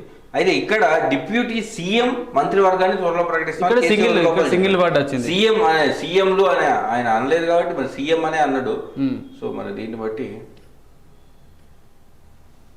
నేను ఢిల్లీకి ఇక్కడ వీళ్ళు ఇక్కడ ప్రకటిస్తారు. రేవంత్ రెడ్డి ఏమో ఢిల్లీకి పయనం అయిపోయాడు. ఇక డిప్యూటీ సీఎం అనే దగ్గరికి కాంగ్రెస్ పార్టీకి ప్రాంతీయ పార్టీల కల్చర్ వేరే ఉంటుంది. ఏపీలో 5 డిప్యూటీ సీఎంలు ఉన్నారు కానీ అక్కడ ఎవరికి ప్రాధాన్యత ఉండదు. సీఎం ఏం చెప్తారు, కానీ కాంగ్రెస్ పార్టీకి వచ్చేసరికి డిప్యూటీ సీఎం అంటే ఆ పోస్ట్ కూడా కొంత ప్రాధాన్యత ఉంటుంది. మరి సోనియా రాహుల్ ప్రమాణ స్వీకారం వచ్చే అవకాశం ఉన్నదా లేదా అనేది ఇవాళ క్లారిటీ వస్తుందంట. మరి ఖచ్చితంగా వస్తేనే కొంచెం బెటర్ గా ఉంటుంది కాంగ్రెస్ పార్టీ. ఎందుకంటే సోనియా గాంధీ ప్రచారం కూడా రాలేకపోయింది కాబట్టి ప్రమాణ స్వీకారానికి వచ్చిన కొంతవరకు, ఎందుకంటే వాళ్ళు 3 రాష్ట్రాల్లో ఓడిపోయిన బాధలో ఉన్నారు కాబట్టి మరి వాళ్ళు ఇక్కడికి వస్తారా రారా అనేది డౌటే. ఇక బీజేపీలో కూడా అసలు బీజేపీ కూడా ఈసారి అనూహ్యంగా దాదాపుగా అనుకున్న వాళ్ళందరూ ఓడిపోయి వేరే వాళ్ళు గెలిచిన పరిస్థితి ఏర్పడ్డది. 8 మంది గెలిచారు కాబట్టి వాళ్ళు కూడా ఇప్పుడు శాసనసభ పక్షాన్ని ఎన్నుకునే సమయం ఆసన్నమైంది. దీనికోసం 3 పోటీ పడుతున్నారు. ఏలేటి మహేష్ రెడ్డి ఈయనకు కూడా ప్రాధాన్యత ఉంది. ఎందుకంటే ఈయనకు ఒకవేళ శాసనసభ పక్షం ఇస్తే పార్టీ మారుకుని ఉంటాడు. ఎందుకంటే పార్టీ మారినటువంటి చరిత్ర ఉంది కాబట్టి ఆశ్చర్యం లేదు. వీళ్ళిద్దరు బీజేపీని నమ్ముకుని ఉన్నారు కాబట్టి పార్టీలో ఉంటారు. సో ఈయన పేరు రాష్ట్ర వ్యాప్తంగా సంచలనంగా ఉంది కాబట్టి మరి వీళ్ళ 3లో ఎవరిని ఇస్తారో తెలియదు. రాజా సింగ్ ఉన్నాడు కాబట్టి కంటిన్యూస్ గా, కానీ ఆయన మీద మరి అంటే వీళ్ళిద్దరు పదవి ఆశ కోసం కోరుకుంటేనో ఇబ్బంది అవుతుంది, లేదు పార్టీ కోసం కోరుకుంటే ఈయనకు ఇచ్చే అవకాశం వీళ్ళిద్దరు సైలెంట్ గా ఉండే అవకాశం కనబడుతుంది మనకు. అసలు ఈసారి భారతీయ జనతా పార్టీ చాలా ఆశ్చర్యకరంగా కీలక టాప్ లీడర్స్ ఓడిపోయి బండి సంజయ్, రఘునందన్, అరవింద్ అందరు మహామాములు ఓడిపోయి ఇక మామూలుగా మనం ఎవరైతే ఎక్స్పెక్ట్ చేయమో ఆ క్యాండిడేట్ ఎక్కువ గెలిచినట్టుగా మనకు గెలిచిన వాళ్ళు ఇక 6 ఎమ్మెల్సీ సీట్లు మనం నిన్న చెప్పుకున్నాం. 6 ఎమ్మెల్సీ సీట్లు 4 ఏమో ఎమ్మెల్యేలు ఎన్నికయ్యారు, మిగతా 2 గవర్నర్ కోటలో ఖాళీగా ఉన్నాయి. వాళ్ళు ఎట్లా ఎమ్మెల్యే ఎన్నికైన వాళ్ళందరూ ఎమ్మెల్సీకి రిజైన్ చేస్తారు కాబట్టి ఇప్పుడు 6 ఉన్నాయి. వీటికి సంబంధించి ఎన్నికలు ఎప్పుడు పెడతారు, మళ్ళీ ఒక గ్రాడ్యుయేటెడ్ ఒక స్థానిక సంస్థల ఎమ్మెల్సీ ఎన్నికలకు ఛాన్స్ కాబట్టి ఇవి 4+2 6 త్వరలో ఎన్నిక. గవర్నర్ కోటాలో గతంలో బీఆర్ఎస్ ప్రతిపాదించిన సీట్లకే కుర్రీలు పెట్టింది. ఇప్పుడు మరి కాంగ్రెస్ గవర్నమెంట్ ఉంది. ఇప్పుడు ఇంకో ఇంట్రెస్టింగ్ వ్యవహారం ఏంటంటే అసలు ఇప్పుడు గవర్నర్ బీఆర్ఎస్ గవర్నమెంట్ జనరల్ గా ఏంటంటే భారతీయ జనతా పార్టీకి ఒక రకంగా మిత్రపక్షం, పరోక్షంగా అంటే ప్రత్యక్షంగా చెప్పాలి మిత్రపక్షం, శత్రువు కాదు, కొంత సత్సంబంధాలు ఉంటాయని చెప్పేటోళ్ళు. అట్లాంటి పార్టీ అధికారంలో ఉంటేనే గవర్నర్ చాలా తీవ్రంగా స్పందించి గ్యాప్ ఏర్పడ్డది. మరి రేపు కాంగ్రెస్ పార్టీ బద్ద వ్యతిరేకి మరి అప్పుడు గవర్నర్ తమిళిసై సౌందరరాజన్ ఎంత ప్రభుత్వానికి సహకరించాలి అంటే మొదట్లో కాస్త కొత్తలో కాబట్టి బాగానే ఉంటుంది. 6 నెలలు 7 నెలలు గడిచిన తర్వాత ముఖ్యంగా పార్లమెంట్ ఎలక్షన్స్ తర్వాత రాష్ట్రంలో రాజకీయం, అడ్మినిస్ట్రేషన్, పాలనా వ్యవస్థ అన్ని పరిణామాలు మనం గమనించాల్సి ఉంటుంది. ఎందుకంటే పార్లమెంట్ ఎలక్షన్స్ వరకు చాలా సజావుగా సాగే అవకాశం ఉన్నాయి. పార్లమెంట్ ఎలక్షన్స్ తర్వాత దేశంలో మరోసారి కనుక భారతీయ జనతా పార్టీ గెలిస్తే ఖచ్చితంగా ఇక్కడ కాంగ్రెస్ పార్టీకి ఇబ్బందులు ఎదురయ్యే అవకాశాలు, ప్రభుత్వానికి ఇబ్బందులు ఎదురయ్యే అవకాశాలు ఎక్కువగా ఉన్నాయి. ఎందుకంటే వాళ్ళు బీఆర్ఎస్ అధికారంలో ఉన్నప్పుడే ముప్పు తిప్పలు పెట్టిన వాళ్ళు, ఇలా కాంగ్రెస్ పార్టీ అధికారంలో ఉంటే వాళ్ళు మరి ఖచ్చితంగా. ఎందుకంటే నాన్ బీజేపీ రాష్ట్రాల్లో మనం ఆల్రెడీ చూస్తున్నాం ప్రాంతీయ పార్టీలకే చాలా, ఇప్పుడు కర్ణాటకలో, చెన్నై, తమిళనాడులో చూసుకుంటే ఎంత పరిస్థితి ఏర్పడుతుంది. నేను మొన్నటి వరకు మన రాష్ట్రంలో ఏర్పడింది. సో ప్రాంతీయ పార్టీలనే ఇంత వ్యతిరేకంగా చూస్తే బీజేపీ, రేపు వాళ్ళ ఎగ్జాక్ట్ ఆపోనెంట్ కాంగ్రెస్ పార్టీ తరఫున ప్రభుత్వం ఉన్నది కాబట్టి అక్కడ ఖచ్చితంగా ప్రభుత్వానికి అన్ని టర్మ్స్ అండ్ కండిషన్ ప్రకారం క్వశ్చన్ పెడతారు. మరి అక్కడ ప్రభుత్వానికి, గవర్నర్కి ఇప్పుడు ఇంతకుముందే ప్రగతి భవన్కి, రాజభవన్కి గ్యాప్ భారీగా పెరిగిందన్నారు. అసలు ఇప్పుడు గ్యాప్ వాళ్ళు కనుచూపు మేరలో కూడా గ్యాప్ కనబడే పరిస్థితి ఏర్పడుతుంది. అంత దూరంగా వెళ్ళిపోయే పరిస్థితి కనబడుతుంది. ఇది మంచిగా హిందీ స్టేట్స్ అన్ని గోమూత్ర రాష్ట్రాలే, బీజేపీ అక్కడ మాత్రమే గెలుస్తుంది అంటూ సెంధిల్ కుమార్ నిన్న డిఫరెంట్గా మాట్లాడి దక్షిణాదిలో అధికారం కలగానే ఉంటుంది, పవర్ కోసం కేంద్రపాలిత ప్రాంతాలుగా ప్రకటించిన ఆశ్చర్యపోనక్కర్లేదు. లోక్సభలో డిఎంకే ఎంపీ వివాదాస్పద కామెంట్లు తీవ్రంగా ఖండించిన బీజేపీ లీడర్లు. ఇట్లా చేయడం వల్ల ఉన్న సీట్లు కూడా పోతే విపక్షాలకు, అట్లా మాట్లాడడం వల్ల అక్కడ ప్రజలు ఇంకింత కోపం తెచ్చుకొని విపక్షాలకు ఇచ్చే ఉన్న సీట్లు కూడా పోయాయి. ఎందుకంటే లోకల్ కోసం, దక్షిణాది రాష్ట్రాల కోసం లోకల్ కోసం కోరుకుంటే రేపు అక్కడ వేరే ఉత్తరాది రాష్ట్రాలకు సంబంధించి ఎంపీ పోస్టుల్లో ఇదే పార్టీలు అక్కడ పోవాలంటే ఇలాంటి పరిస్థితి ఏర్పడుతుంది. సో ఇక ఈయన డిఎంకే కాబట్టి, లోకల్ పార్టీ కాబట్టి మేము ఉత్తరాదిలో మాకు అవసరం లేదని ఆయన చూస్తున్నాడు. కానీ ఉత్తరాది వీళ్ళు సపోర్ట్ చేసినటువంటి ఇండియా కూటమికి సంబంధించి కాంగ్రెస్ పార్టీ అక్కడ కూడా పోటీ చేస్తుంది కాబట్టి మరి వాళ్ళకి వీళ్ళిద్దరు మిత్రపక్షమే కాబట్టి అట్లా వాళ్ళకి సీట్లు పోయే అవకాశం ఉంటుంది. కాబట్టి వీళ్ళు ఎంపీలు కొంచెం ఆలోచించి మాట్లాడతారు. భవిష్యత్తులో కూడా వాళ్ళు జాతీయ పార్టీగా ఎదగవచ్చు. ఇంకా వర్షాలకు సంబంధించి భారీగా పొలాలు తడుస్తూ ఉన్నాయి. ఈనాడులో ముఖ్యమంత్రి రేవంత్ రెడ్డి సిఎల్పి నేతగా ఎంపిక చేసిన అధిష్టానం అధికారికంగా ప్రకటించిన ఏఐసిసి. ఆయన సహా 9 లేదా 18 మంత్రులు ప్రమాణం చేసే అవకాశం కనబడుతుంది. హాఫ్ అన్న లేదంటే మొత్తం 9వ నెంబర్ రేవంత్ రెడ్డికి లక్కీ నెంబర్. మరి ఆయనకు 9 మందితో లేకుంటే 18 మంది డబుల్ డిజిట్ అని చేద్దాం అన్నట్టుగా ఆలోచిస్తున్నారు. ప్రమాణ స్వీకారం రేపు ఉదయం 10:28 గంటలకు ప్రమాణ స్వీకారం చేయబోతున్నట్టుగా టైం డిసైడ్ చేసుకున్నారు. రేవంత్ డైనమిక్ లీడర్ అంటూనే వన్ మ్యాన్ షో ఉండదు అనేది మళ్ళీ క్లియర్ గా మంచిగా అంటే నువ్వు ఇండిపెండెంట్ గా ఏం డిసిషన్ తీసుకోనికి లేదు. ఖచ్చితంగా మంత్రివర్గంతో భేటీ చేసుకోవాలి, అందరూ ఓకే అయిన తర్వాత నువ్వు డిసిషన్ తీసుకోవాలి తప్ప ఎక్కడ పడితే అక్కడ ప్రామిస్లు అయితే ఇవ్వద్దు అనేది ఇండైరెక్ట్ గా చెప్తున్నటువంటి విషయం. ఇక తడిసి ముద్దనే రాష్ట్రం తుఫాన్తో ఉమ్మడి ఖమ్మంలో దంచుకొట్టిన వాన, అత్యధికంగా అశ్వరావుపేటలో వరి పంట కోతకు వచ్చింది. ఏపీ జిల్లాకు సంబంధించి భారీగా నష్టం. తమిళనాడులో వర్షాలకు 12 మంది మృతి చెందారు. అధిష్టానం ఓకే చెప్పింది అనేది దానికి సంబంధించి.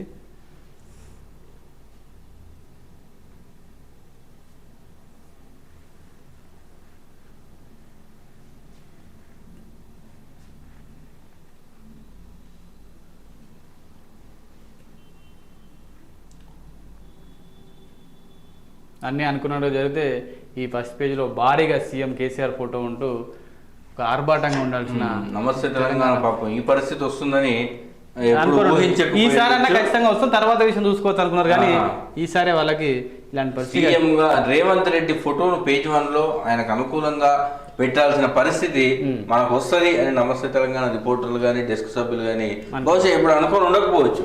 కానీ ఇవాళ రాష్ట్రానికి అదే కాబట్టి ప్రజలు ఎన్నుకున్నారు. ఇక మనకి ఎవరికి ఇష్టం ఉన్నా లేకపోయినా ప్రజలు ఎన్నుకున్నారు కాబట్టి కాంగ్రెస్ అధిష్టానం డిక్లేర్ చేసింది కాబట్టి తప్పనిసరి పరిస్థితి. సీఎం గా రేవంత్, సిఎల్పి నేతగా ఎంపిక చేసిన కాంగ్రెస్ అధిష్టానం 2 రోజుల సందిగ్ధానికి తెర, రేపు ప్రమాణ స్వీకారం. సో ఇక నిన్న ఒక బీఆర్ఎస్ పార్టీకి సంబంధించిన ఒక leader, sorry ZP chairman Sampath Reddy గుండెపోటుతో చనిపోయిండు. ఆయన కుటుంబాన్ని మన కడియాశ్రీ గారితో గెలిచిన తర్వాత ప్రెస్ మీట్ లో కూడా ఆయన పాల్గొన్నాడు. ఆ తర్వాత ఇంటికి వెళ్ళిన తర్వాతనే ఛాతీలో నొప్పి అని చెప్పేస్తే వాళ్ళ హాస్పిటల్ తీసుకెళ్ళడం, ఒకటి తీసుకెళ్ళిన అయినప్పటికీ ఇక్కడ చనిపోవడం జరిగింది. ఇక బీఆర్ఎస్ పార్టీ ఇప్పుడు ఖచ్చితంగా జనాల్లో ఉండాల్సిన సమయం. ఏ చిన్న అవకాశం వచ్చినా ఇప్పుడు, ఎందుకంటే వాళ్ళ అధికారులు ఇన్ని రోజులు జనాల కోసం పనిచేశారు, ఇప్పుడు జనాల తరపున పనిచేయాల్సిన అవసరం వస్తుంది. కేసీఆర్ కూడా పెద్దగా తెర మీదకి రాడు, అత్యవసర సమయాల్లో వస్తారు కాబట్టి సలహాలు మాత్రమే ఇవ్వగలుగుతారు. కేటీఆర్ మాత్రం ఆ బాధ్యత తీసుకుంటున్నాడు, మనకు క్లియర్ గా అనిపిస్తుంది.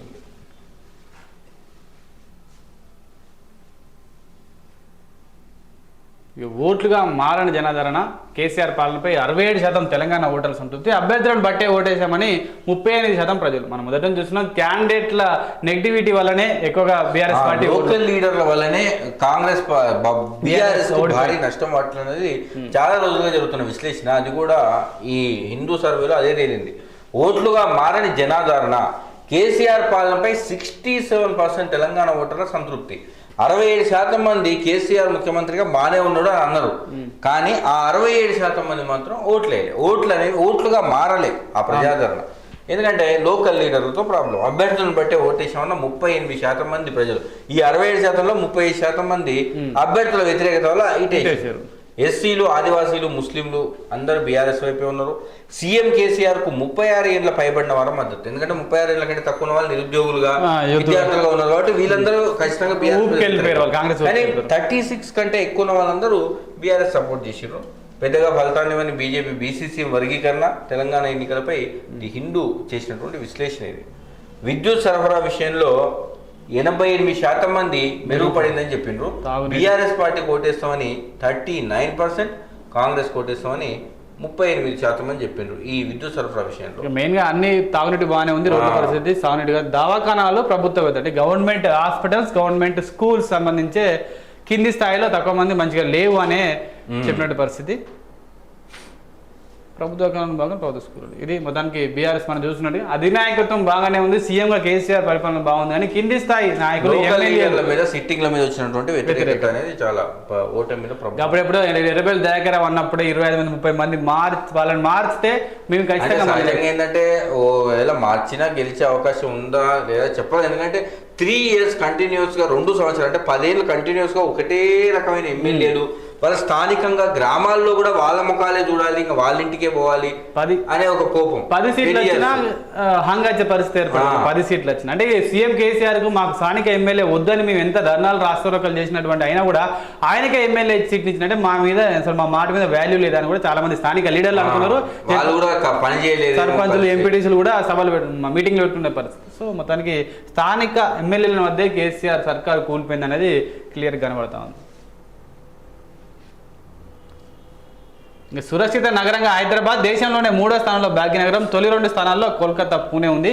జాతీయ నేర గణాంకాల సంస్థ నివేదిక ఇచ్చి హైదరాబాద్ 3వ స్థానంలో సురక్షితంగా ఉందనేది ఒక నివేదిక. ఇంకో సంవత్సరం తర్వాత కూడా ఇదే జరిగితే మంచిదే, ఈ ప్రభుత్వం కూడా మంచి చేసినట్టుగానే అనుకోవచ్చు.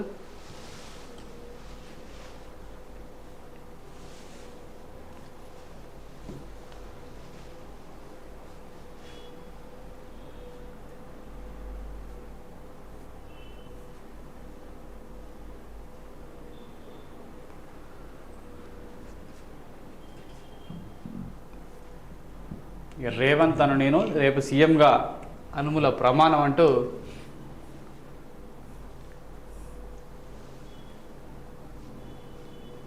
రేవంత్ రెడ్డి సంబంధించి ప్రస్థానం ఎలా మొదలైంది, ఎప్పటి నుంచి అనే ఒక డీటెయిల్ తీసుకున్నారు. 1969లో నవంబర్ 8న నాగర్ కర్నూలు జిల్లా కొండారెడ్డిపల్లిలో రేవంత్ రెడ్డి జన్మించిండు. 2006లో జెడ్పీటీసీగా గెలిచిండు ఇండిపెండెంట్గా. తర్వాత 2007లో ఎమ్మెల్సీగా ఇండిపెండెంట్గా గెలిచిండు. ఆ తర్వాత చంద్రబాబు నాయుడు అధ్యక్షతన టీడీపీ నుంచి కొడంగల్ ఎమ్మెల్యేగా పోటీ చేసి గెలుపొందింది కొడంగల్లో. ఇంకా 2014లో కూడా రెండోసారి కొడంగల్ నుంచి ఎమ్మెల్యేగా పోటీ చేయడం గెలవడం కూడా జరిగింది.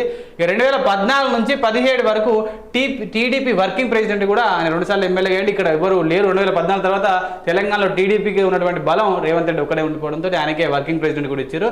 ఇక 2017లో అక్టోబర్లో ఆయన రాజీనామా చేసిండు టీడీపీకి. అదే నెలలో కాంగ్రెస్ పార్టీలో చేరదామనే రాజీనామా చేసిండు. కాంగ్రెస్ చేరిన తర్వాత 2018లో ఆయనకు టీపీసీసీ వర్కింగ్ ప్రెసిడెంట్గా బాధ్యతలు ఇచ్చిన తర్వాత 18లో వర్కింగ్ ప్రెసిడెంట్గా ఇచ్చారు. అంటే చీఫ్ కాదు, టీపీసీసీ వర్కింగ్ ప్రెసిడెంట్ ఇవ్వడంతో కొడంగల్లో పోటీ చేసి ఓడిపోయాడు. ఎలక్షన్స్లో ఓడిపోయాడు. తర్వాత మల్కాజ్గిరి మళ్ళీ పార్లమెంట్ ఎలక్షన్లో గెలిచింది. ఆ తర్వాత 2021లో ఆయన పీసీసీ చీఫ్గా బాధ్యతలు అప్పచెప్పారు. ఆ పరిస్థితుల్లో ఆయనకు ఆ బాధ్యతలు ఇవ్వడం అనేది ఇక కాంగ్రెస్ పార్టీకి కంటే పీసీసీ చీఫ్గా రేవంత్ రెడ్డి జీవితాన్ని మలుపు తిప్పినటువంటి చర్య ఆయన జీవితంలో పీసీ చీఫ్. ఇక ఆ తర్వాత జరిగినటువంటి పరిణామాల్లో గెలుపొంది ఇక తెలంగాణ ముఖ్యమంత్రిగా కూడా ఆయన అయ్యింది. సోనియా, ప్రియాంక, రాహుల్ ముగ్గురు హాజరయ్యే అవకాశం కనబడుతుందని చెప్తున్నారు. ప్రియాంక ఉత్కంఠకు తరలించిన ఏఐసీసీ స్పెషల్ ఫ్లైట్లో ఢిల్లీకి పీసీసీ చీఫ్ ఆయన సెక్యూరిటీ పెంచిన పోలీసులు నివాసం వద్ద ప్రోటోకాల్ ప్రకారం భద్రత 9న కృతజ్ఞత సభ కూడా ప్లాన్ చేసే అవకాశం అన్నట్టు తెలుస్తుంది.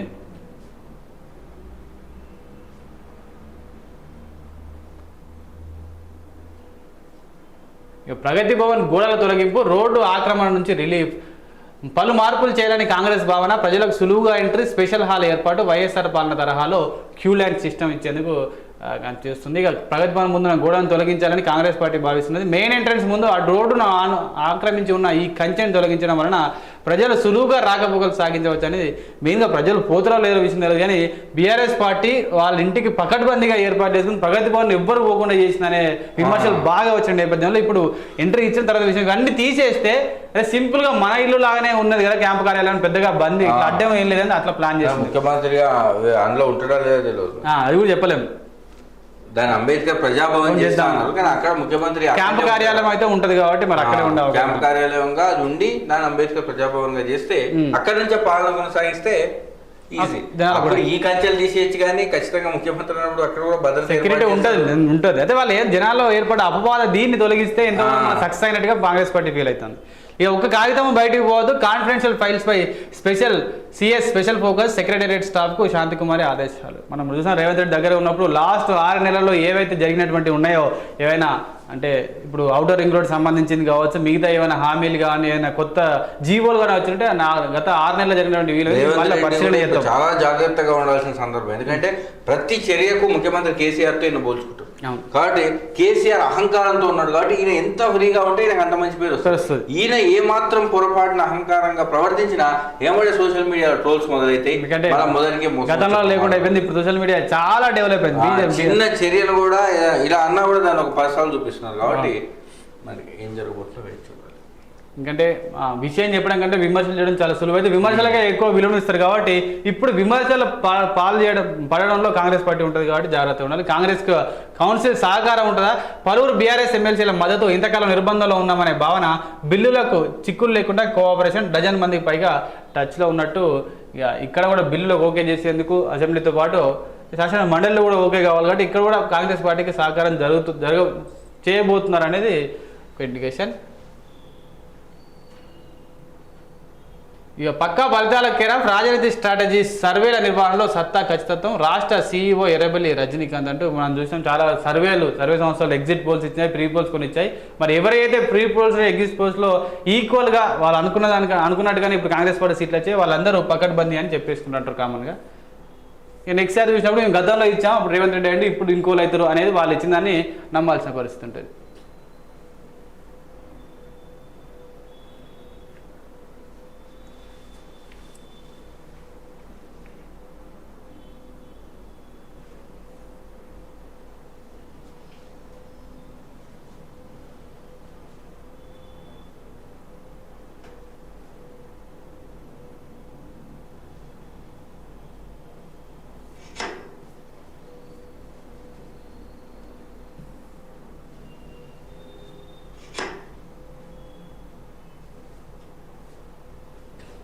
హైదరాబాద్ కూడా సీఎం గారు రేవంత్ ఇప్పుడు రేవంత్ వచ్చింది, రేవంత్కు ఛాన్స్ వచ్చింది అన్నట్టుగా తీసుకున్నారు.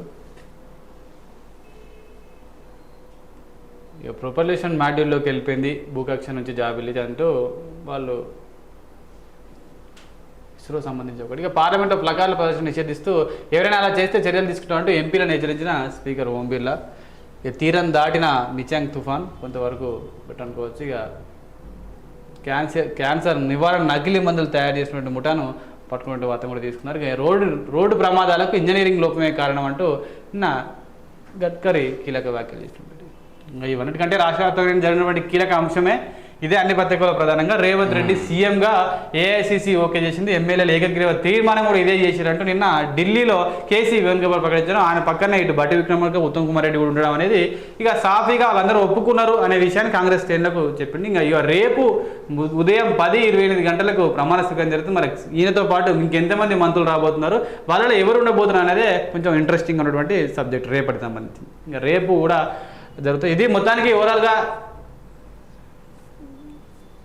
వీటితో పాటు ఇక ఎన్నికలు అయిపోయినాయి కాబట్టి ఇక ఎన్నికల వార్తలు కొంత తక్కువ ఉంటాయి. ఆలోపు మనం సినిమా వార్తకు సంబంధించి చూద్దాం.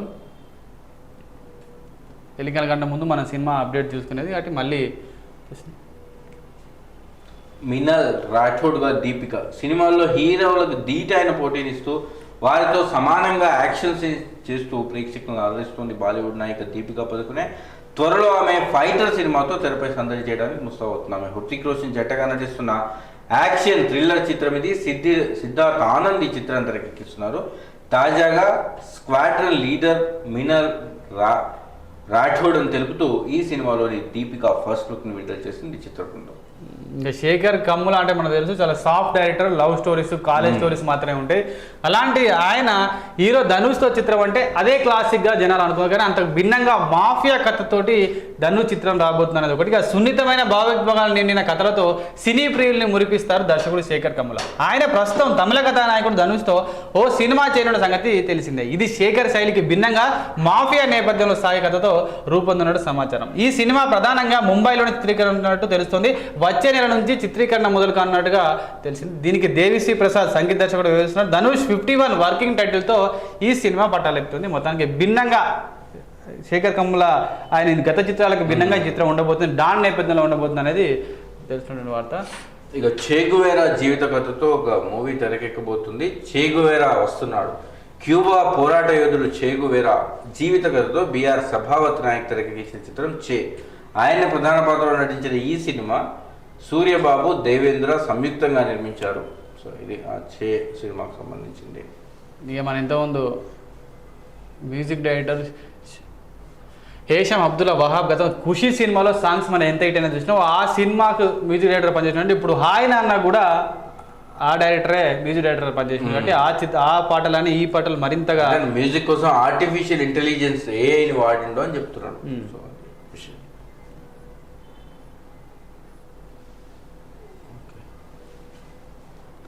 ఇక డంకీ సినిమా రాబోతుంది. బ్రిటిష్ వాళ్ళు మనల్ని ఒక శతాబ్దం పాటు పాలించారు. మనం ఎప్పుడు వాళ్ళని మీకు హిందీ వచ్చా అని అడగలేదు.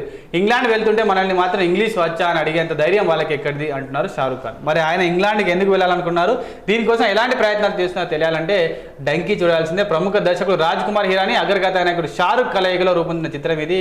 తాప్సీ కథానాయిక. తాజాగా ఈ సినిమా ట్రైలర్ను ఇన్స్టా వేదికగా విడుదల చేశారు. ఈ కథను నేను లాల్ 2 నుంచి మొదలుపెట్టండి. ఈ ట్రైలర్ స్నేహం, కామెడీ, భావోద్వేగాలతో పాటు కుటుంబ జ్ఞాపకాన్ని తలపెట్టేలా ఉంటుందంటూ ఒక సినిమా. ఇదే సినిమా ఇది సలార్ సినిమా 2 ఒకటే రోజు రిలీజ్ కాబోతున్నాయి. 2 పోటాపోటీగా ఈ నెల 22న డంకీతో పాటు సలార్ మూవీ రిలీజ్ కాబోతుంది. కాబట్టి రెండింటి మధ్య పోటీ ఉండబోతుంది.